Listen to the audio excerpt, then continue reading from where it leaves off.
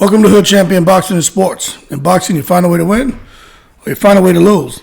Look, in boxing, if your effort is greater, your reward should be greater. But what we're seeing, it's just a lot of fighters who don't really want to put forth the effort, but they're looking for a great reward. And in my opinion, if you can work smarter, not harder, I mean, you should do it. But sometimes the only option is to work hard. And what I'm talking about is situations like what we saw recently happen here with Regis Prograis and having two different guys decide that they just don't want to fight him. You know, one being Ramirez and then Teofimo Lopez. Ramirez is an outstanding fighter, but a lot of people saying he ducked Regis. And Teofimo Lopez, not really sure what to think about him. I try to be fair to these fighters whenever I do a video. But with Teofimo Lopez, I think the dynamic is a little bit different. When we look at what happened with Regis Prograis and Ramirez, I honestly feel, you know, with the belts create opportunity. So if you can defeat a guy like Regis Prograis and pick up a title, if you're really after money, well, you know, take a chance on yourself like Devin Haney did and go out there and prove that you're great. But at the same time, right, when you peel Ramirez, when you peel his situation back, you could kind of understand why he didn't take the fight. It's not that he's afraid, but I definitely knows that he knows that Regis Prograis is a tough fight. But when you look at what his contracted minimums are with Top Rank, you know, he went on record and he said, look, if they make me an offer that exceeds my minimum by $1, he says, I'll fight. He's like, it doesn't even have to exceed my minimum. Just guarantee me I'll make what my minimum is, and I'll fight Regis. But the problem is they couldn't guarantee him his minimum. Initially, the way the purse split was broken down, it was 70% in favor of the champion, 30% in favor of the challenger. Regis would have got 70%.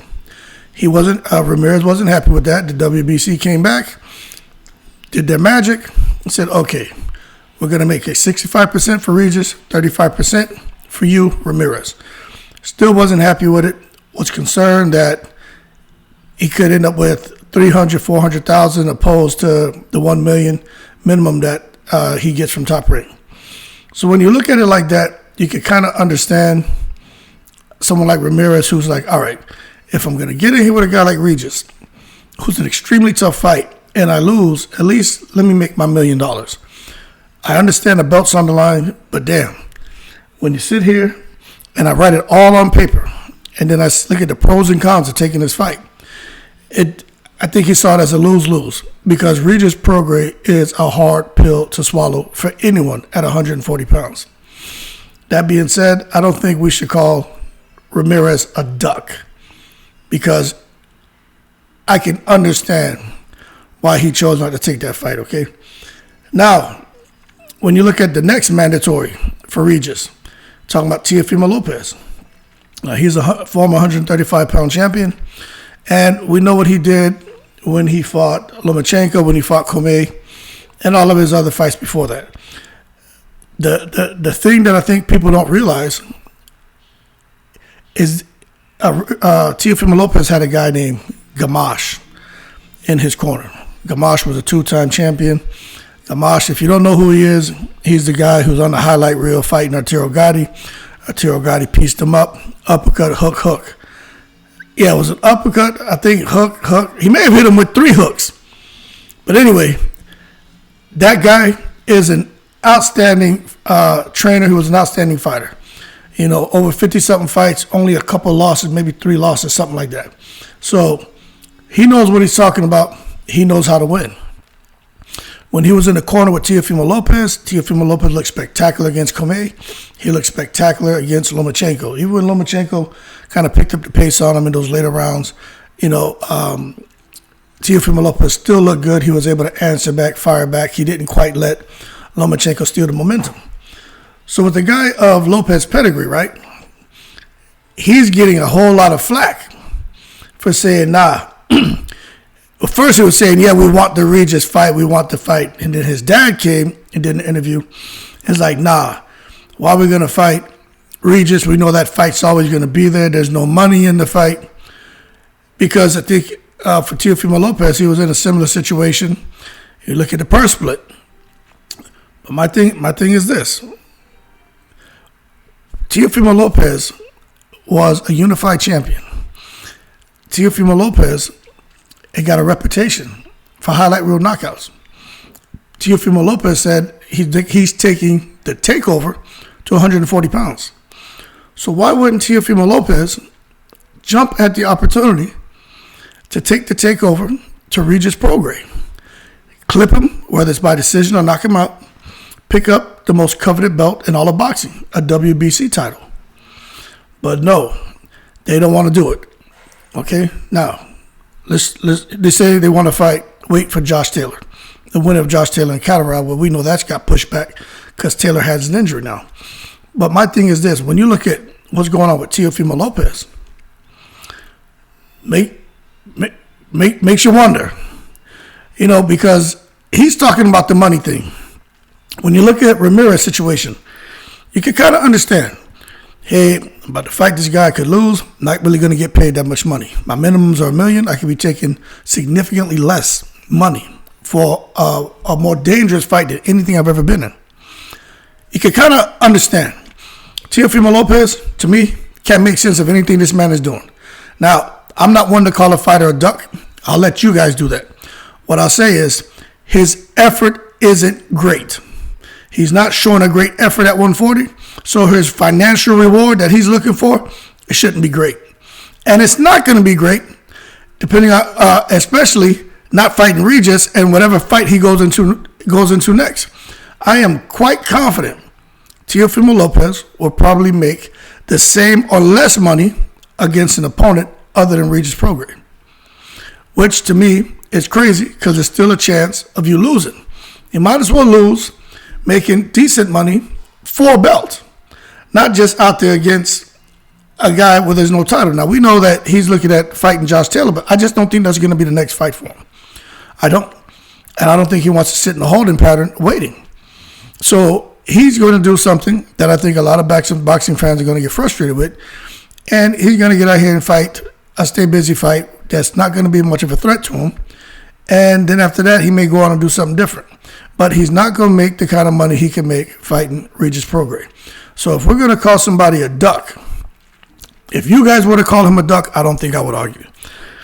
They've talked so much trash about, him being the best in boxing and showing people what he's about, talking about, it was a fluke with Kambosos because he had a medical condition, he almost died in the ring. And, I'm not saying he's right or wrong. What I'm saying is he talked a good game.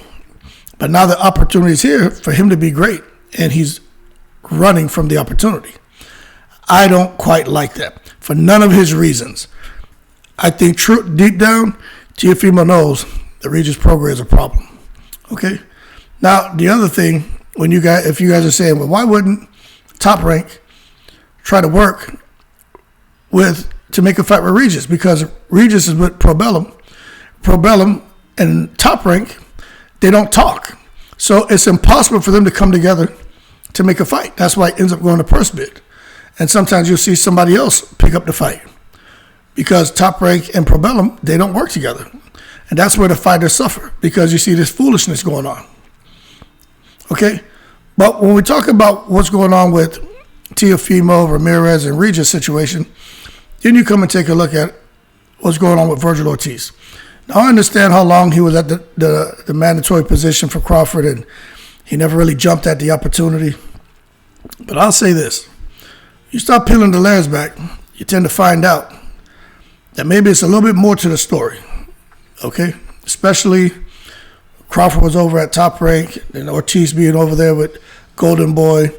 Those guys not really wanting to talk and work together. It's all, then you start talking about the money issue, the split. It's all madness. You know what I'm saying? It could have been a similar situation with Ortiz. I've heard so many stories, but the one thing that popped up again was the money. But at the end of the day, people are labeling him a duck for not wanting to fight Crawford. But now, right now, people are calling Crawford a duck for not fighting Virgil Ortiz, and Crawford has no say in what's going on right now with who Ortiz is fighting. But when you look at Ortiz, him going in there with Stanley Eunice. Now, Oscar snatched up that purse bid for his guy, Virgil Ortiz, to fight for the belt against Stanley Eunice.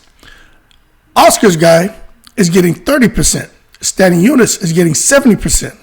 Now, Oscar said he plans on giving Virgil Ortiz a lot more money than like the $575,000 I think that he's supposed to be getting, where Stanley Eunice is getting more towards $2 million, maybe a little bit more than $2 million for the fight. But this is a situation, whether you care about or don't, if you don't like or you do like the choices Ortiz made when he was the mandatory to Crawford, right? Let's forget that right now. But this is a situation where someone's effort is being great and his reward is going to probably be great. I think Virgil Ortiz will beat Stanley Eunice. And Stanley Eunice is one of my favorite fighters. I just think Virgil Ortiz beats him. The man just has a winner's mentality. He's powerful. He has a good stamina. And he showed in that fight against Meat Machine that, yeah, he can be hurt. But you hurt him, he's going to come and hurt you right back. He's very powerful, and Meat Machine spoke highly of him. Matter of fact, several people, boxers and different trainers, talked about Virgil Ortiz and what it's like sparring him and saying that it's a nightmare. So when Virgil Ortiz gets in there and he beats Stanley Eunice, Virgil Ortiz goes on to much bigger money because now he has a title. Now, we understand what's supposed to go on. The winner of Ortiz and Stanley Eunice is supposed to go fight Spence. And you got Boots out here who's being forced into another fight against this guy Villa. And then the winner of that should be in line for Spence, right? There's so many belts out there with Earl Spence that he just has all these mandatories. But what I'm getting at is the money. Ortiz didn't allow the money situation to affect him, but he probably was given a certain level of comfort because it was his promoter that won the purse bid. So in this case, I don't think we should be calling Virgil Ortiz a duck at all. If anything, you could say that he saw an opportunity, and De La Hoya saw an opportunity in a tough fight, but a winnable fight. And that's why they said, you know what, we're going to make it. And that's just smart business, okay? And when you look at Teofimo and Ramirez, those guys weren't going into necessarily a winnable fight against Regis Prograis. I just think they hit a wall going up against Regis Prograis, where Virgil Ortiz is a winnable fight against Stanley Eunice. Now, when you look at Devin Haney, he's in the headlines. Lomachenko's in the headlines. Bob Arum's in the headlines, right? All this thing, Lomachenko, Devin Haney, this is his last fight with Top Rank. More than likely, Devin Haney isn't going to continue with Top Rank. If he clips Lomachenko, he'll go on being the unified at 135 pounds and go elsewhere and look for bigger and better money and people who are going to treat him better. But right now, we know Lomachenko said he wants to fight for the undisputed distinction. He said he's willing to basically do whatever it is to make the fight with Devin Haney. And that's all great. Now, the majority of fans believe Devin Haney should have no problem with Lomachenko. Now, Devin Haney having all those belts, going into that fight, I can't see Devin Haney not receiving 70% of that purse. It doesn't make sense to me if Devin Haney is going into that fight receiving anything less than a 70-30 split in his favor. You can't tell me that he's making 50-50, 60-40. That is bad medicine. However, I don't know what the split's supposed to be. But initially, somebody was saying Lomachenko wanted more money. But now that we've been able to peel the layers back, it's Devin Haney who's saying, nah, he wants more money. Now, this right here just makes no sense to me. And the reason it doesn't make a lot of sense to me is because I just don't have enough information to understand why Devin Haney, who I can't see making anything less than 70% of the purse. Why he would want more money, or like an 80-20 split, or whatever it is he's trying to accomplish by getting more money out of the Lomachenko purse, right? I just can't understand it. But I know Devin Haney's not trying to duck him. But this is what could happen. Bob Arum, he said, if the fight doesn't happen, they'll move on. So it could be a couple things. And now we're just having a conversation. I don't know any of this to be true. This is me just kind of brainstorming, trying to make sense of it. I don't think anyone knows the reason for this. There's several articles out there. I don't think anyone is going to speak facts. They're probably just going to regurgitate something that they read in an article or something they heard in a video. But what I do know is Bob Arum is like, hey, if for some reason these guys can't come to some agreement because they're supposed to be fighting in May, then the ship is sailed, and then Devin Haney will probably go on to fight Pitbull Cruz or fight Shakur Stevenson. Now, if that happens, would we call Devin Haney a duck? Or would we say his effort is greater by the choice he's made by going on to fight someone else, like a Pitbull Cruz or Shakur Stevenson? And his reward is going to be a lot greater because now if he beats Pitbull Cruz or he beats Stevenson, he's the man. Because with Lomachenko, he is special. There's a reason why they call him the Matrix. But he's not the same Lomachenko. I'm not saying he can't still get in there and win against Haney. I'm not saying he doesn't have the capacity to do it. I just don't think he can. I think Devin Haney's in his zone, in his prime. He's super focused. And I just think when you look at, he has all the advantages from speed, height, the length, punching power may be about the same. Maybe they both have the type of power that can stun you, not damage you like Bertabiev. But if Devin Haney beats Lomachenko, do we really think Devin Haney's going to get any credit for that win? Because, what's his name already beat him. Yes, Salido beat him, and then you had recently Teofimo Lopez beat him. And you could kind of say in his last fight, he was having a tough time in his last fight too. But we understand ring rust and inactivity. But for Devin Haney, he may be looking at it saying, you know what, Bob, we accepted your terms. We know you were basically just trying to get that belt off of us. I took a pretty shaky deal to fight Kambosos twice. I was treated like a chump. No problem. I clipped Kambosos twice in Australia. I came back here. Now you guys want me to fight Lomachenko. No problem. I have no problem fighting Lomachenko. But I need to be treated as an undisputed champion if you want me to go into this fight. And it could be where Devin Haney's just like, you know what? I'm kind of tired of the BS. It's a lose-lose for me. If you're not going to pay me good money to fight a fight I don't want, and someone who I'm not going to get any credit winning, why take the fight? So we know Bob Arum isn't going to have any problem with Devin Haney not fighting Lomachenko if Devin Haney goes on to fight Shakur Stevenson. Because that can make it where in Shakur Stevenson's first fight at 135, he gets an opportunity at the undisputed distinction. Bob Arum will have no problem with that. And I'm going to tell y'all right now, big money behind Shakur Stevenson versus Devin Haney. This is how you get boxing fans happy again. This is how you get pay-per-view numbers where you want them to be, like they were in the Mayweather era. The best fighting the best. That's what needs to happen.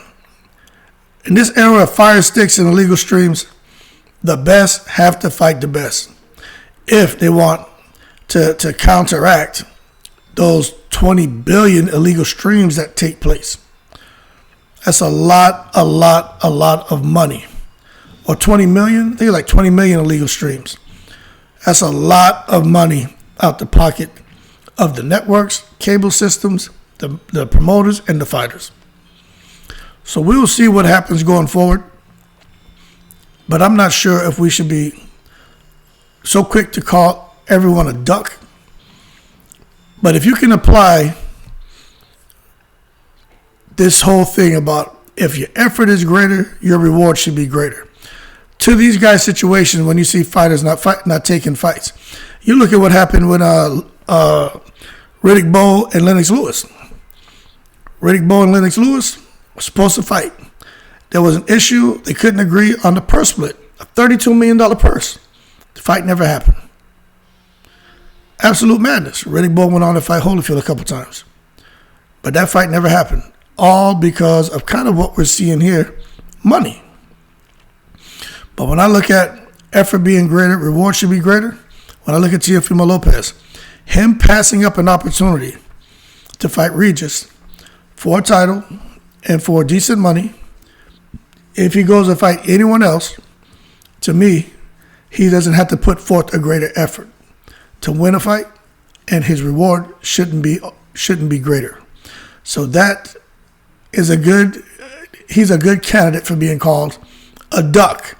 But I'll let you guys call him that. When you look at Virgil Ortiz, deciding to go in there against Stanley Eunice, taking less money, ended with a tough fighter, chance to get a belt. He said, you know what? I'm going to go ahead and put forth the greatest effort possible. And if I win this fight, my reward is going to be great. I'm going to become the A side in a lot of fights, and I'll have some hardware around my waist. So I'm not sure we should be calling Virgil Ortiz a duck. If y'all want to look at how long he was in a mandatory position and why he never fought Terrence Crawford, look, some people blame Crawford, some people blame him. He's got a promoter, they're sanctioning bodies. Who knows what else goes on behind the scenes with these key decision makers? That's all I'm saying.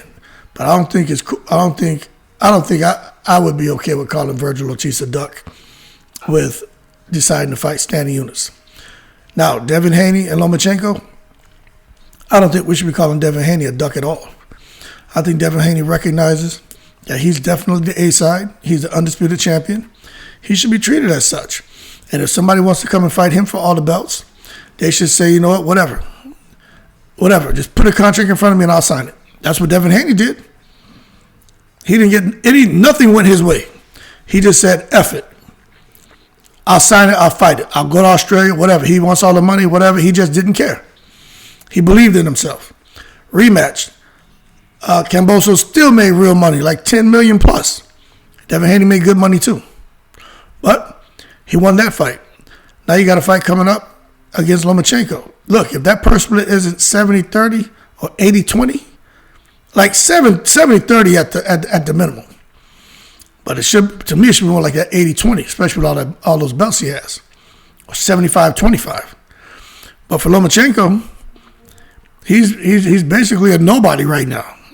Understand what's going on in Ukraine, that's unfortunate. But Lomachenko, he's not really in any position to sit here, man, and to what's that called? To protest.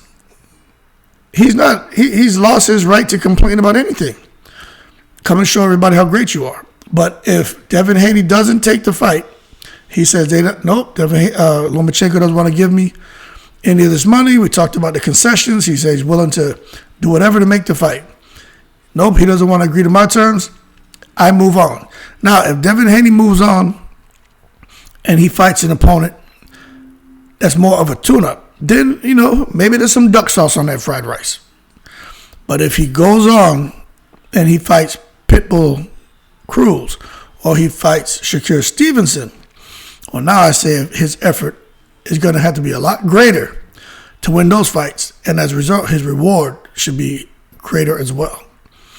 So that's my breakdown of these guys. There's a lot of other things going on in boxing. I feel proud of myself. I didn't talk about Terrence Crawford and Earl Spence. But that being said, I just think we need to understand some of these guys have minimums. And when it goes to purse bid, and if the promoter doesn't get it, there's no guarantee they're going to get anything close to what their minimums are. And you can't help but understand a guy saying, well, damn, I normally get paid $1 million. Why would I settle for $300,000-$400,000? And an extremely dangerous fight. Yeah, the belt matters, but it's not worth it. But when you look at Virgil Ortiz, Stanley Eunice, that's almost an ideal situation. I'm the challenger. I'll take the BS money. I'll take the 30%. I'm fighting for a belt. Green light. I'm fighting an opponent who's dangerous, but I should be able to get him. Green light. So when you look at it, the risk is worth the reward. Devin Haney Lomachenko, I mean, him fighting a guy where he's not going to get any credit for him. Lomachenko isn't really to me, he doesn't seem that dangerous anymore. And then now you have issues where you don't feel like you're getting the money you deserve because Bob Arum he's not looking out for Devin Haney's best interest. You just want to fulfill your last fight and that contract and get the hell out of there. But he could end up, because Bob Arum seems pretty cool about the move, he could be trying to push Shakur Stevenson on him. And now you're in a situation where your effort has to be super great to beat Shakur Stevenson.